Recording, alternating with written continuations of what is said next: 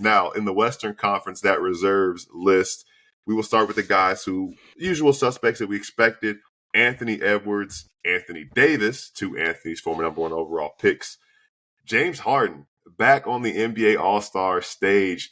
I know there's that meme calling it the unction. This the unction, man, with Kevin Durant, LeBron James, and James Harden in the NBA All-Star game. That's Steph Curry in 2025. It is That's the hilarious. unction with all the old heads, man. Shout out to all those guys still going for it. Jaren Jackson Jr. back on the All-Star stage. We said we kind of wondered whether or not he was going to get his just due, and he did. He's definitely put up all-star numbers for a team that's right at the top of the Western Conference. So big shout out to him and what he's doing in Memphis. And then the 3 first-timers. Alperen Sengun, another guy we mentioned last week. Jalen J-Dub Williams, a guy that we kind of went back and forth on last week, and you said you'd have no problem if he's in it. He's in it. The number 1 seed in the Western Conference gets 2 all-stars. And, of course, probably the least surprising first-timer of all of these guys, the first of many, many all-star selections for Victor Wembanyama. The West got some dogs on the All-Star team, and it's a pretty interesting look there. This is your way of trying to get me to like Jalen Williams barking in the mic, like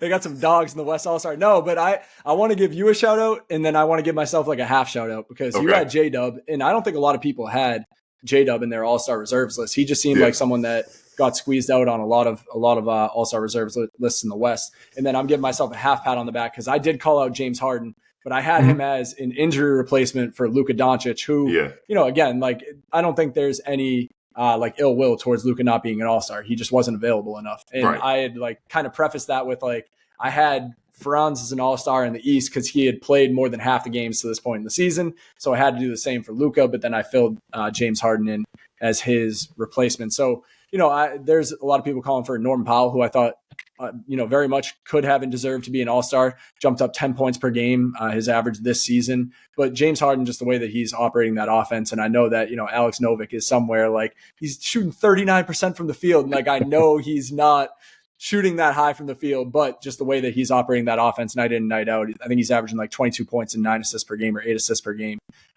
James Harden, I was pumped to see that he got a nod because, again, the same way that guys have been in and out of the lineup for the Clippers, like Harden feels like the constant there, and they've been a team that's found a way to stay competitive all season long despite Kawhi not being available. Yeah, James Harden's been the engine for all of that, right? And they're in a great spot now. Kawhi's back. Kawhi's starting to look like Kawhi, and I think that they built enough of a cushion where a lot of us thought that the Clippers at this stage of the season would be playing catch up and needing to make up. But the fact that they're 6, 7, 8 games over 500 at this point, right in that top 6 in the Western Conference, with Kawhi rounding into form and rounding into shape, they can't be that upset, especially because they can afford the ability to still be careful with Kawhi and take their time getting him back. He just played a season high in minutes, and it was funny. I don't know if you saw the interview where the announcer, the reporter, misspoke and said career high. He's like, it's a season high, like in a very Kawhi monotone way. But it just shows that he's in good spirits and they're doing well. So it's exciting to see that. And again, big shout out to the first timers, Alperen Sengun. We said the Rockets deserve representation for what they're doing this season. So good to see that. No real big surprises on those fronts as well. All names that we both mentioned when we kind of went through guys who we thought should be reserves last week.